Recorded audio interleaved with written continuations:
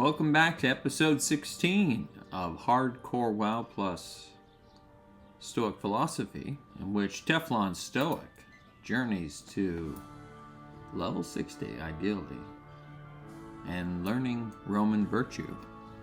Let's continue where we left off. Setbacks in advance. Marcus used this practice to prepare himself mentally for difficulties, reducing their impact when they occurred. By envisaging possible obstacles, he was able to develop strategies for coping and maintaining a sense of equanimity. This exercise can be valuable for contemporary readers as a means of building resilience and adaptability. I need to get some skinning. By anticipating potential challenges, we can reduce fear and anxiety, allowing us to respond to adversity with greater confidence and composure. Good advice. 5. Practicing virtue. Virtue. Central to Marcus's practice was the active pursuit of virtue, which the Stoics considered the highest good. Marcus continually sought to embody qualities such as wisdom, courage, justice, and temperance in his daily life. He believed that by practicing virtue, individuals could achieve true fulfillment and happiness.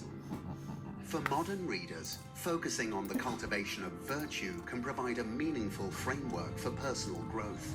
By striving to embody these qualities, we can develop a strong moral character and live a life aligned with our deepest values. 6. Reflection on mortality.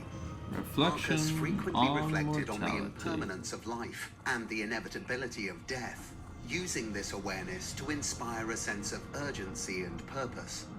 This exercise encouraged him to prioritize meaningful actions and relationships, reminding him of the preciousness of each moment. Contemplating mortality can help contemporary readers clarify their priorities and make choices with their core values. By embracing the finite nature of life, we can focus on what truly matters and cultivate. I have no idea where the skinning trainer is. 6. The legacy of Marcus Aurelius. Meditations has resonated with readers for centuries, influencing a wide range of philosophers, writers, and leaders. Its appeal lies in its practical wisdom and deeply personal reflections, which provide a window into the mind of a ruler grappling with the challenges of leadership and life. Throughout history, it has inspired prominent figures in philosophy, literature, and politics. During the Renaissance, the revival of classical learning brought renewed interest in Stoic philosophy, with meditations serving as a key text for thinkers seeking to integrate Stoic ideals into their own work. Renaissance humanists such as Erasmus and Montaigne drew upon Marcus's reflections to explore themes of virtue, reason, and self-governance. In the modern era, the text has continued to influence philosophers like Friedrich Nietzsche, who admired Marcus's ability to maintain philosophical ideals while fulfilling his duties as emperor. The existentialists, including Jean-Paul Sartre and Albert Camus, also found resonance in Marcus's reflections on meaning, choice, and the human struggle for authenticity. Beyond back to Westfall, guys. Meditations has inspired leaders seeking to apply Stoic principles to the complexities of governance and decision-making.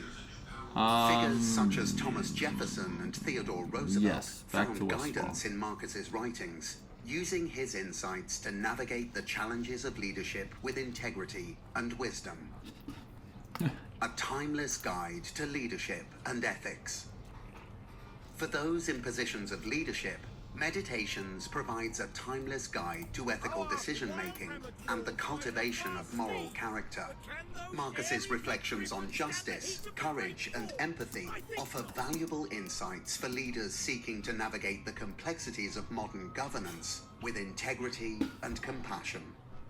In a world where ethical leadership is increasingly important, Marcus's example serves as a reminder of the power of philosophy to shape not only personal conduct, but also the governance of society. His writings encourage leaders to prioritize the common good, act with wisdom and fairness, Prioritize and the remain common true to good. their principles in the face of adversity. Inspiration for personal and collective resilience.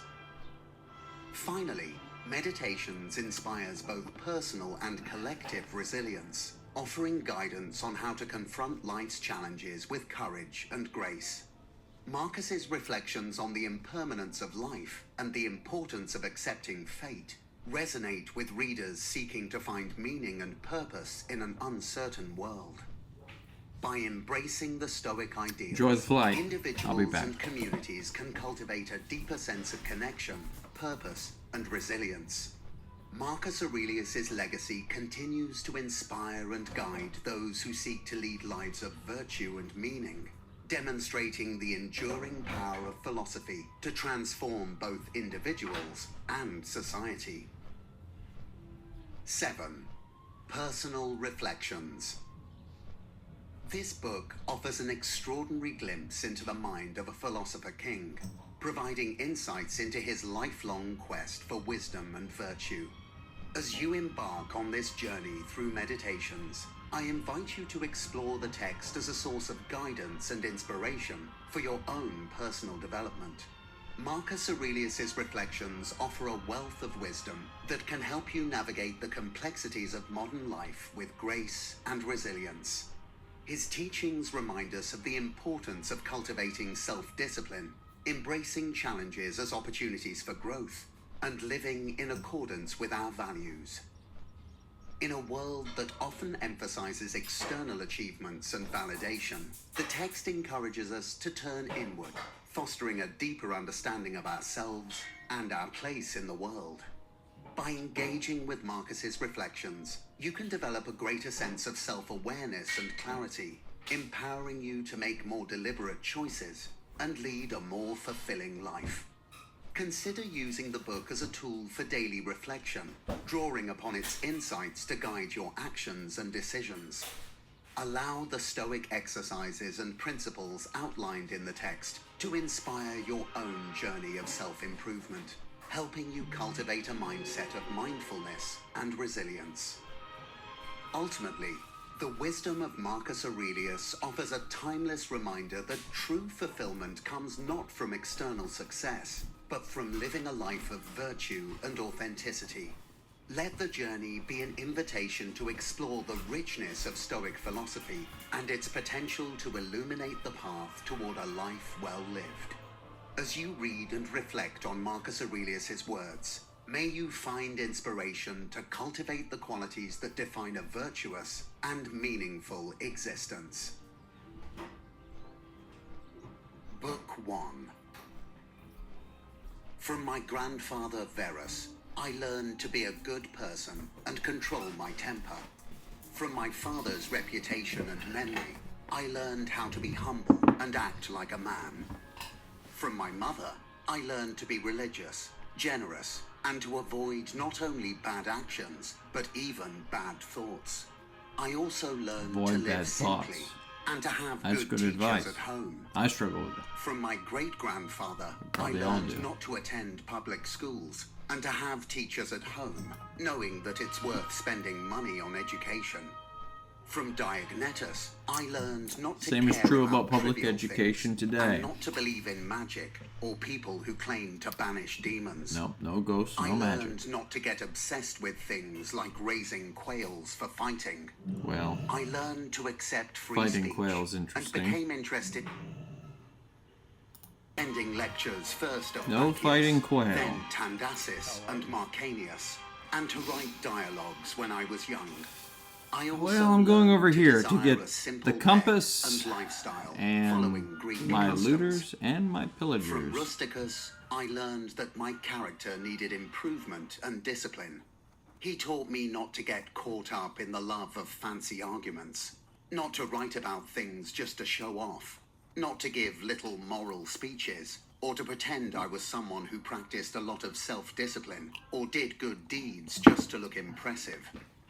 I also learned to stay away from using fancy words, writing poems, or trying to sound too sophisticated. Oh yeah, we need He to. showed me not to not walk use around the fancy house words. in formal clothes or do anything similar. I learned to write letters in a simple and straightforward way, like the letter Rusticus wrote to my mother from Sinuessa. He also taught me to be quick to make peace with those who have wronged me as soon as they show they want to make up. From him, I learned to read carefully and not be satisfied with just a shallow understanding of a book, and not to agree too quickly with people who talk a lot. I owe it to him that I got to know the discourses of Epictetus, which he shared with me from his own collection. From Apollonius, I learned to have freedom of will and unwavering steadiness of purpose. He taught me to focus on nothing else, not even for a moment, except reason. He showed me how to stay the same person, whether in sharp pain, during the loss of a child, or in long illness. He was a clear example of how the same man can be both determined and flexible, and he was never irritable when teaching. He considered his experience and skill in explaining philosophical ideas as the least of his talents. From him, I also learned how to accept favors from friends without feeling humbled by them or letting them go unnoticed. From Sextus, I learned to have a kind disposition and the example of a family led by a fatherly figure. He taught me the idea of living according to nature and to have dignity without being pretentious. He showed me how to carefully look after the interests of friends and to tolerate ignorant people and those who form opinions without thinking. He was able to adapt easily to everyone, making interactions with him more pleasant than any flattery. At the same time, he was highly respected by those who knew him. He had the ability to discover and organize the important principles of life intelligently and with anger or any other strong emotion, remaining completely free from passion, yet he was very affectionate. He could express approval without making a big show, and had a lot of knowledge without being boastful. From Alexander the Grammarian, These guys I hit learned hard. not to find fault with others, and not to scold those who use incorrect or strange expressions in a harsh way. Instead, he would skillfully introduce the correct expression that should have been used, either by answering, confirming, or engaging in a discussion about the thing itself, Well, that's good rather than advice. focusing on the word, or by some other fitting suggestion. From Fronto, I learned to understand what envy, deceit, and hypocrisy are in a tyrant, and that generally, those among us who are called patricians often lack paternal affection. From Alexander the Platonic, I learned not to frequently or unnecessarily say to anyone or write in a letter that I am too busy. He also taught me not to constantly excuse neglecting the duties required by our relationships with others by claiming urgent business. From Catullus, I learned not to be indifferent when a friend criticizes me, even if the criticism seems unreasonable, but to try to restore the friend to their usual good feelings. He also taught me to be ready to speak well of my teachers, as it is said of Domitius and Athenodotus, and to truly love my children. From my brother Severus, I learned to love my family, to love truth, and to love justice. Through him, I came This to know could be bad, Francia, but I think they're going Helvidius, to Cato, pull quite a bit of Dion, and Argo Brutus. for me. From him, I received the idea of a government in which there is the same law for everyone, a government that respects equal rights and freedom of speech. I also learned from him the idea of a monarchy that values the freedom of its people above all. He taught me consistency and unwavering steadiness in my commitment to philosophy. He showed me how to be generous, to give to others readily, to hold on to good hopes, and to believe that I am loved by my friends. I noticed in him that he never hid his opinions about those he disapproved of, and his friends never had to guess what he wanted or did not want. It was always clear. From Maximus, I learned self-control, and not to be easily led astray by anything. He showed me how to be cheerful in all circumstances, even in illness. What was the family His heirloom? character was a perfect Oh, blend simple of compass. gentleness So and we got a dignity. pocket watch earlier, He did now a whatever compass. was required of him without complaining. I observed that everyone believed he thought as he spoke, and that in everything he did, he never had any bad intentions. He never showed amazement or surprise, was never in a hurry, and never put off doing something. He was never confused or dejected, nor did he ever laugh to hide his irritation, and he was never passionate or suspicious. He was used to doing kind acts, was always ready to forgive, and was free from all falsehood. He appeared to be someone who couldn't be turned away from doing the right thing, rather than someone who had to be improved. I also observed that no one ever thought they were looked down upon by Maximus, or dared to think they were better than him. He had a pleasant sense of humor in an agreeable way. In my adoptive father, I observed a mild temper and unchangeable determination in things he decided after careful thought. He had no vanity in those things that men call honors. He had a love for hard work and perseverance, and he was always ready to listen to those who had something to suggest for the common good. He was unwavering in giving everyone what they deserved. He had knowledge from experience about when to take vigorous action and when to be lenient. I noticed that he had overcome any desire for young boys and saw himself as no better than any other citizen. He released his friends from any obligation to dine with him or to accompany him when he went abroad. Those who couldn't join him because of urgent circumstances always found him the same. I also observed his habit of careful inquiry in all matters of decision-making, and his persistence. He never stopped investigating a matter just because he was satisfied with the first impression. He was loyal to his friends, and was not quick to tire of them, nor was he extravagant in his affection. He was satisfied in all situations, and cheerful. He could foresee things far ahead, and took care of the smallest details without making a show of it. He immediately checked popular applause and all flattery. He was always watchful over the things necessary for running the empire, and he was a good manager of expenses. He patiently endured the criticism he received for such conduct. He was not superstitious with respect to the gods, nor did he try to win over men by giving them gifts, by trying to please them, or by flattering the public. He showed sobriety in all things, and firmness, never having any mean thoughts or actions, nor a love of novelty.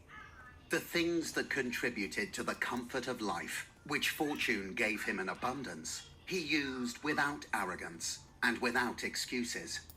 When he had them, he enjoyed them without showing off, and when he didn't have them, he didn't miss them. No one could ever say that he was either a sophist, or a flippant servant, or a pedant. Everyone recognized him as a man mature, perfect, beyond flattery, capable of managing his own and other people's Sounds like he was a affairs. pretty good man. He also honored those who were true philosophers, and did not criticize those who pretended to be philosophers, nor was he easily swayed by them. He was easy in conversation, and he made himself pleasant without any offensive affectation. He took reasonable care of his health, not because he was attached to life, nor out of concern for his appearance, nor in a careless way, but so that through his own attention, he very seldom needed a doctor or medicine or external treatments. He was most ready to give without envy to those who had any special skill, such as eloquence or knowledge of the law or morals or anything else. He gave them his help so that each might enjoy the reputation they deserved. He always acted according to the traditions of his country, without pretending to do so. He was not fond of change, nor was he unsteady. He liked to stay in the same places, and to focus on the same things. After his headaches, He would return immediately, fresh and vigorous to his usual activities. His secrets were very few and rare, and only about public matters. He showed prudence and economy in arranging public spectacles and in constructing public buildings, in his donations to the people, and in all other such things. He was a man who looked at what needed to be done, not at the reputation that might come from doing it. He didn't take baths at odd hours. He wasn't interested in building houses, or curious about what he ate, or about the texture and color of his clothes, or about the beauty of his slaves. His clothes came from Laurium, his villa on the coast, and from Lanuvium generally. We know how he behaved toward the toll collector at Tusculum, who asked his pardon. All his behavior was like this. There was nothing harsh, implacable, or violent in him. You could say that he never broke a sweat. He examined everything one by one, as if he had all the time in the world, without confusion, in an orderly way, energetically and consistently. The saying about Socrates could be applied to him, that he was able both to abstain from and to enjoy those things which many are too weak to abstain from and cannot enjoy without excess. But to be strong enough to both bear one and to be moderate in the other is the mark of a man who has a perfect and invincible soul, as he showed in the illness of Maximus.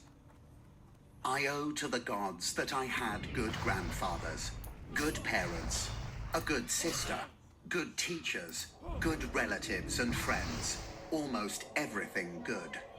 I also owe it to the gods that I was not pushed into any offense against any of them, though I had a nature which, if the opportunity had come, might have led me to do something wrong.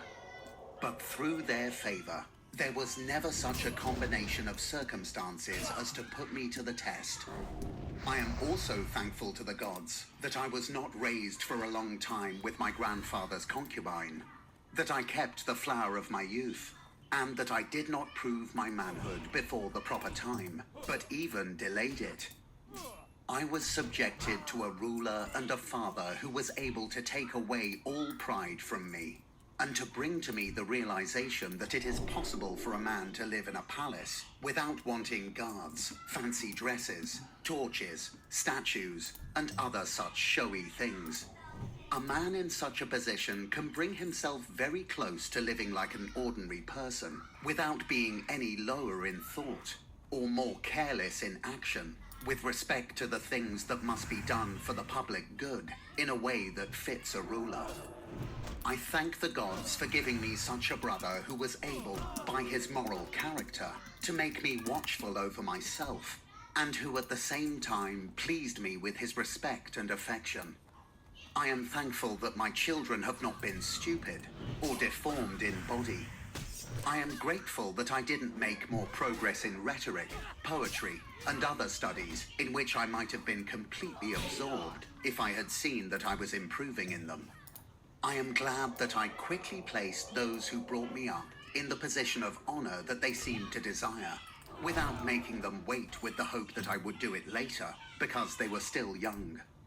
I am thankful that I knew Apollonius, Rusticus, and Maximus, and that I received clear and frequent impressions about living according to nature, and what kind of life that is.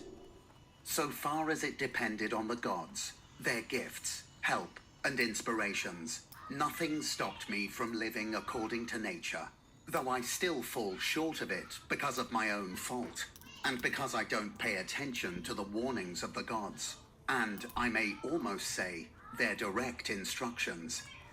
I am grateful that my body has held out so long in such a life. I am thankful that I never touched either Benedicta or Theodotus, and that, after falling into romantic passions, I was cured. Even though I was often upset with Rusticus, I never did anything that I had reason to regret. I am thankful that, even though it was my mother's fate to die young, she spent the last years of her life with me.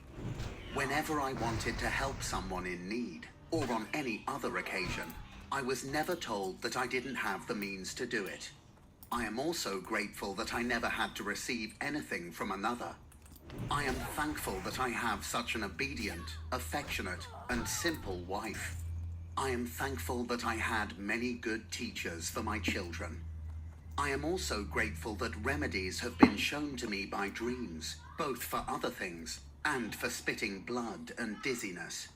I am thankful that when I wanted to study philosophy, I didn't fall into the hands of any sophist, and that I didn't waste my time on writers of histories, or in resolving complex arguments, or in studying appearances in the heavens. All these things required the help of the gods and fortune. These reflections were written while I was among the Quadi, near the Granua River. Book 2. Begin each morning by reminding yourself, today I will meet people who are nosy, ungrateful, arrogant, deceitful, jealous, and unfriendly. They behave this way because they don't understand what is truly good or bad. But I know that the nature of good is what is right, and the nature of bad is what is wrong. I understand that those who do wrong are related to me, not just by blood, but because we share the same intelligence and divine spark. Therefore, they cannot truly harm me, nor can I be angry or hate them, for we are meant to work together, like feet, hands, eyelids, or the rows of upper and lower teeth. To fight against each other is against our nature, just as it is to be annoyed or to turn away from one another. Remember that you are made up of a little flesh, some breath, and a guiding mind. Let go of distractions like books and focus on your true self. You don't have time to waste, as if you were on the edge of death. Disregard the flesh. It is just blood and bones, a network of nerves, veins, and arteries. Consider your breath, too. It is just air, which is constantly expelled and drawn in. The most important part is the guiding mind. Remember that you are aging and should not allow it to be controlled by unsocial impulses, or be dissatisfied with life or fearful of the future.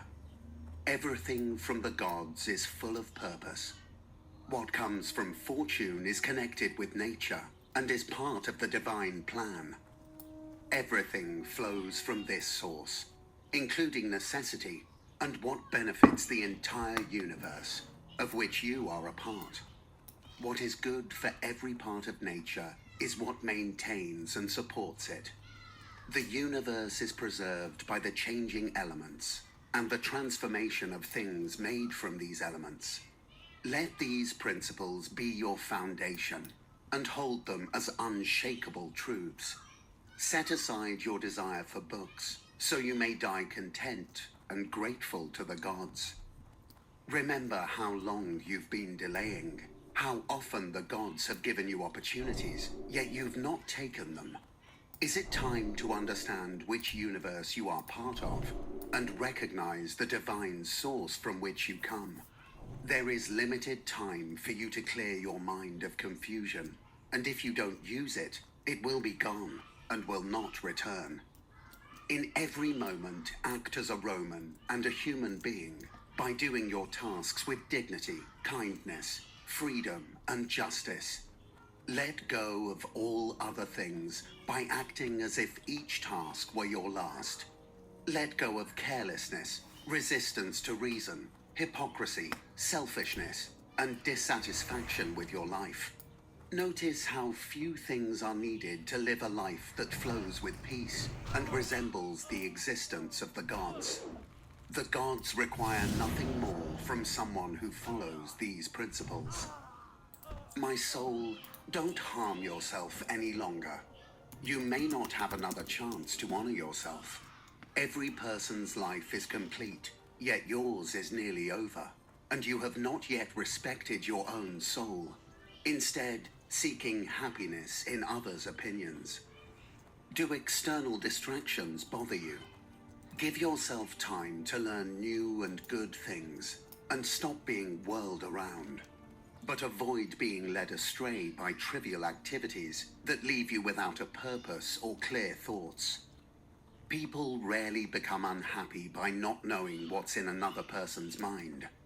But those who don't understand their own minds will inevitably be unhappy. Always keep in mind the nature of the whole universe and your nature and how they relate. No one can stop you from doing and saying things that align with your true nature. The philosopher Theophrastus said that offenses driven by desire are worse than those caused by anger. When someone is angry, they may act against reason with pain and impulse. But someone driven by desire is controlled by pleasure and acts without self-control. He rightly said that the actions driven by pleasure are more blameworthy than those driven by pain. Someone who acts out of anger may feel wronged, but someone who acts out of desire is driven to do wrong by their impulses. Since you could leave this life at any moment, act and think as if this were true. Leaving this world shouldn't frighten you if the gods exist, for they wouldn't harm you. And if they don't exist, or don't care for human affairs, then why should it matter to live in a world without gods or purpose? But the gods do exist, and they do care for humans, and they've given us the means to avoid true evils. If there were real evils, they would ensure that we wouldn't fall into them. What doesn't make a person worse can't make their life worse. The universe hasn't overlooked this, nor made mistakes by letting good and bad happen randomly. Death, life, honor, dishonor, pain, and pleasure all happen to both good and bad people, and they don't make us better or worse, so they are neither good nor bad. All things quickly fade, bodies disappear, and even their memories vanish. The nature of all things that bring pleasure or cause fear or are celebrated by fame are worthless and fleeting. It is up to our mind to observe this.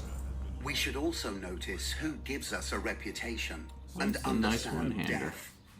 When analyzed, death is just a natural process, and to fear it is childish. It is not only a natural process, but also serves nature's purposes. Consider how humans are close to the divine, and what part of us connects with it when we are aligned with nature. There is nothing more miserable than a person who is constantly running around in circles, trying to figure out everything. Like the poet said, they dig deep into the earth, searching for signs to guess what others are thinking. They don't realize that it's enough to focus on the divine spirit within themselves and serve it sincerely. This service means keeping it free from passion, trivial thoughts, and dissatisfaction with what happens, whether it comes from gods or men. What comes from the gods should be respected for its goodness, and what comes from men should be accepted because of our kinship. Sometimes we may even feel pity for people during their ignorance of what is good and bad, which is as serious a flaw as not being able to tell the difference between light and dark. Even if you were going to live for 3,000 years, or even 10 times that, remember that no one loses any life other than the one that they are living now, nor lives any life other than the one they are losing. So the longest and shortest lives end up the same. The present moment is the same for everyone, though what is passing is different. Therefore, what is lost seems like just a brief moment. No one can lose either the past or the future, because how could someone take away what you don't have? Remember these two things. First, everything has been the same from eternity and will keep coming back in a cycle. So it doesn't matter if a person sees the same things for 100 years, 200, or forever. Second, both the longest lived and the one who dies soonest lose the same thing, the present moment. This is the only thing we can't be deprived of, because it's the only thing we truly have, and we cannot lose what we don't have. Remember that everything is just as we think it is. The cynic philosopher Monimus pointed this out, and it's clear that his saying is useful if we take what is true from it. The soul harms itself first when it becomes like a sore or tumor on the universe, as much as it can. To be upset by anything that happens is to separate ourselves from nature, of which we are all part. Second, the soul harms itself when it turns away from another person, or moves toward them with the intention of harming them, as with those who are angry. Third, the soul harms itself when it is overpowered by pleasure or pain. Fourth, when it acts insincerely, saying or doing anything false. Fifth, when it allows any action of its own to be without a purpose, acting thoughtlessly without considering what it's doing. Even the smallest things should be done with a goal in mind. The goal for rational beings is to follow reason and the law of the oldest and most respected state, the universe. In human life, time is just a moment. Everything is in flux. Our perception is dull. Our bodies are rotting. Our minds are spinning. Fortune is hard to predict, and fame is lacking in judgment. To sum it up, everything related to the body flows away like a river. Everything related to the soul is like a dream and vapor. Life is a battle and a temporary stay in a strange land. And after fame comes oblivion. What then can guide us? One thing and one thing only: philosophy. This means keeping the divine spirit within us free from harm and violence, superior to pleasure and pain, acting with purpose, truthfully, and without hypocrisy. We have new spells. And not needing others to act or Blessing of refrain freedom is from amazing. acting. It also means will save my accepting life everything that happens a few and times, everything I'm that is sure. allotted to us as coming from the same place from which we ourselves came. Finally, it means waiting for death with a cheerful mind, knowing that death is nothing more than the dissolution of the elements of which every living being is made. If the elements themselves are not harmed by constantly changing into each other, why should we fear the change and dissolution of all the elements? This is according to nature, and nothing that flows from nature is evil. This was written during my time in Carnuntum. Book 3. Written in Carnuntum. We should think about how our life is getting shorter every day, and how we have less and less time left. Loch But there's Modan. something else to consider too. Even if we live longer, we can't be sure that our mind will stay sharp enough to understand things the way we do now, and to keep thinking about both the divine and human things. If our mind starts to weaken, things like breathing, eating, imagining, and desiring will still work. But our ability to use our mind properly, to understand what we need to do, to separate truth from lies, and to decide if it's time to leave this life, all of these important abilities will be gone. So we must act quickly, not just because we're getting closer to death every day, but also because our understanding and clarity of thought will fade away before our life does. We should also notice that even the little things that happen in nature have their own kind of beauty. For example, when bread is baking, it sometimes cracks open on the top. These cracks might seem like a mistake, but they actually look nice and make us want to eat the bread.